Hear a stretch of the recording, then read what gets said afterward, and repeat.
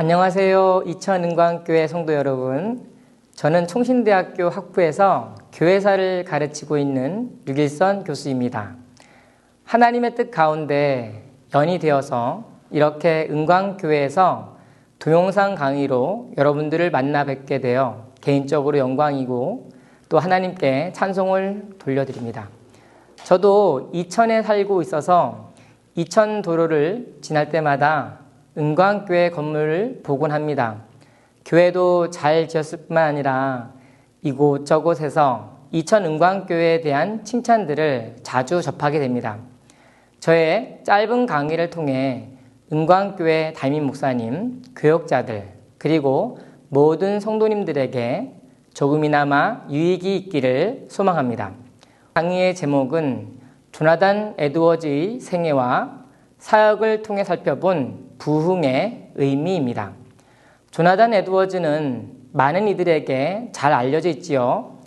영적 대가성 운동의 주역, 부흥가, 학자, 청교도, 교수, 목회자 등 다양한 직함을 가지고 있습니다. 10여 년 전 제가 신학교를 다닐 때 에드워즈는 참 인기가 있었는데 지금도 여전히 그런 것 같습니다.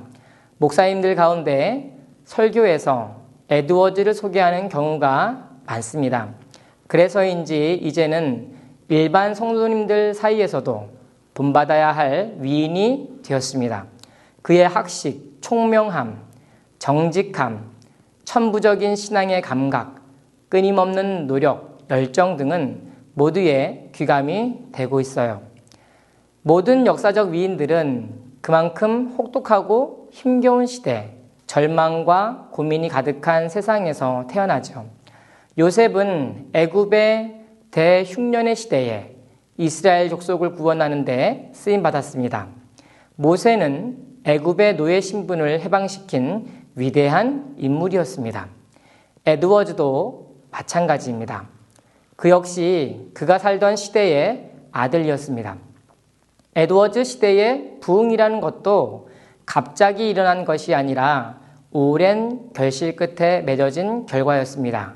300년이 지난 지금까지도 에드워즈가 연구되고 회자되는 부흥은 실상 에드워즈가 살던 세상으로부터 그의 임종에 이르기까지 곳곳에 스며들어 있습니다. 그러면 에드워즈가 살던 역사적 배경을 살펴보겠습니다. 에드워즈의 세상은 우리가 사는 세상과 매우 달랐습니다.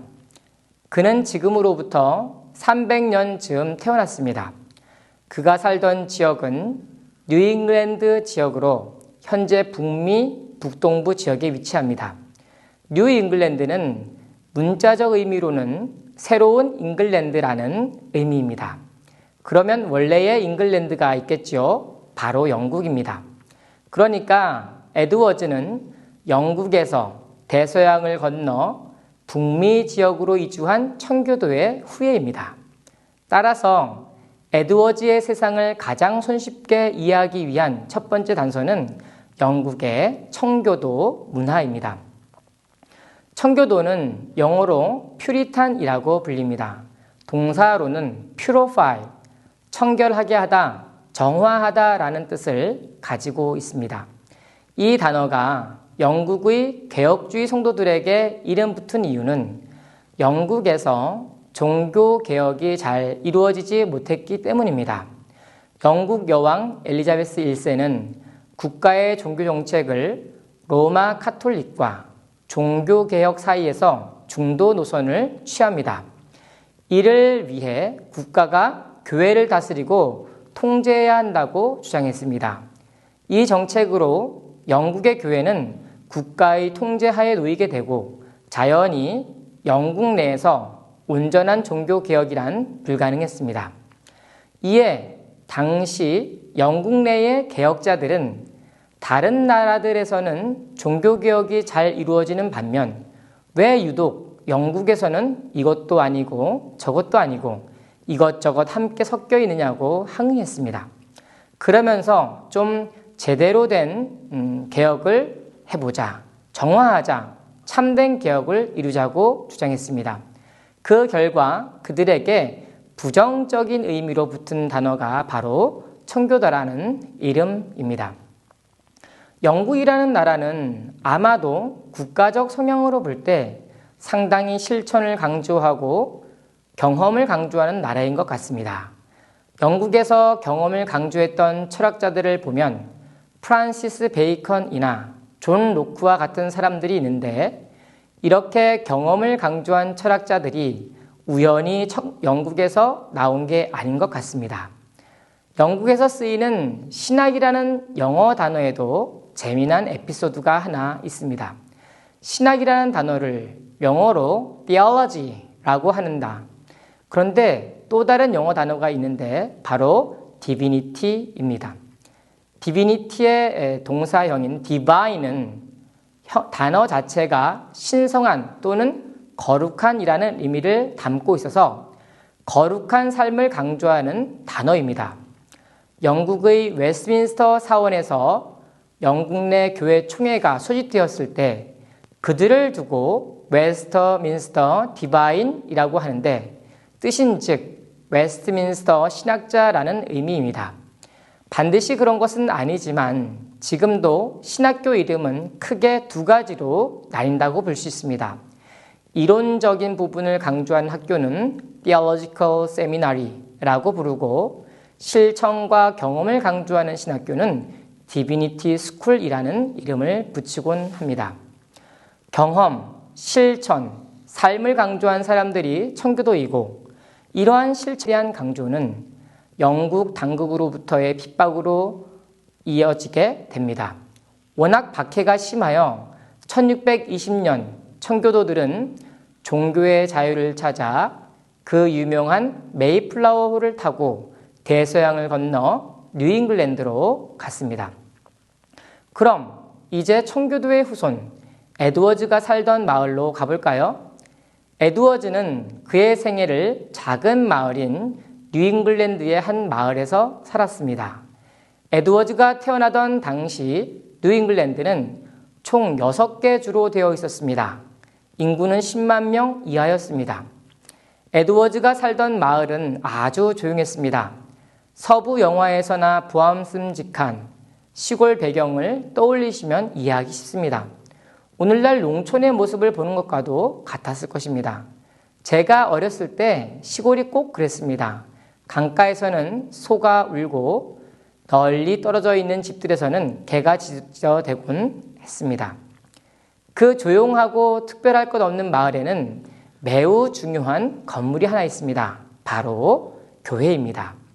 청교도들은 이 교회를 미팅하우스, 즉 만남의 집이라고 불렀습니다. 성도들이 모여서 하나님을 예배하는 곳이었기 때문입니다. 미팅하우스는 헛간처럼 생겼고 페인트를 칠하지 않았으며 눈에 보이는 예술과 음악은 금지되어 있었습니다. 또한 우상 숭배의 우려가 있는 형상이나 새겨진 이미지를 두지 않았습니다. 미팅하우스에도 가장 중요한 곳은 뭐니 해도 강대상입니다. 목회자들은 화려하게 장식된 사제들의 옷을 벗어 던져버렸습니다. 그리고 아카데미 가운을 입고 설교를 했습니다.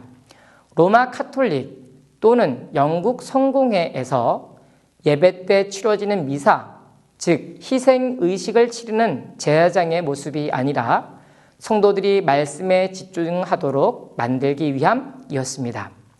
그들은 눈에 보이거나 형식에 치우는 것이 아니라 영과 진리로 드리는 예배에 집중했습니다. 이것을 두고 심미적 예배라 하는데, 심미적 예배의 대표적인 사례가 악기 사용에 대한 칼빈의 관점에서 발견됩니다. 칼빈은 악기의 사용에 관해 다음과 같이 말합니다.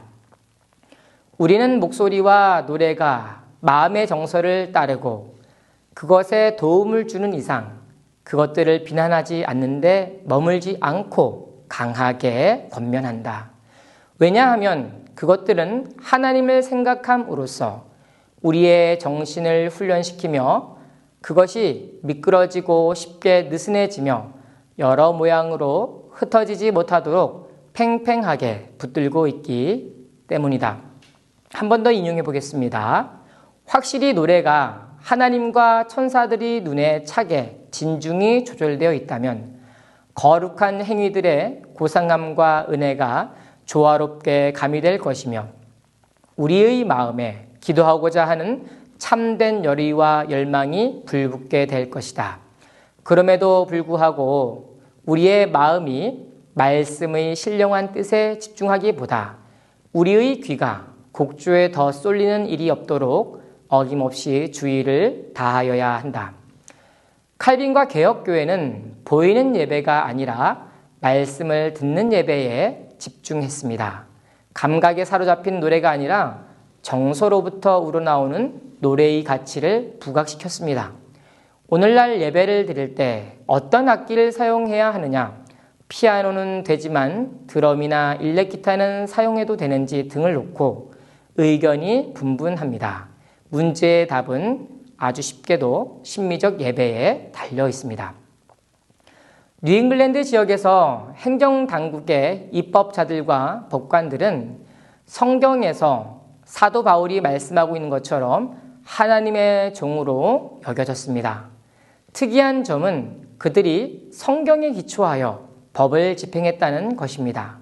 신명기에 나오는 십계명을 어기면 간통을 행한 범죄와 동일하게 간주되었습니다.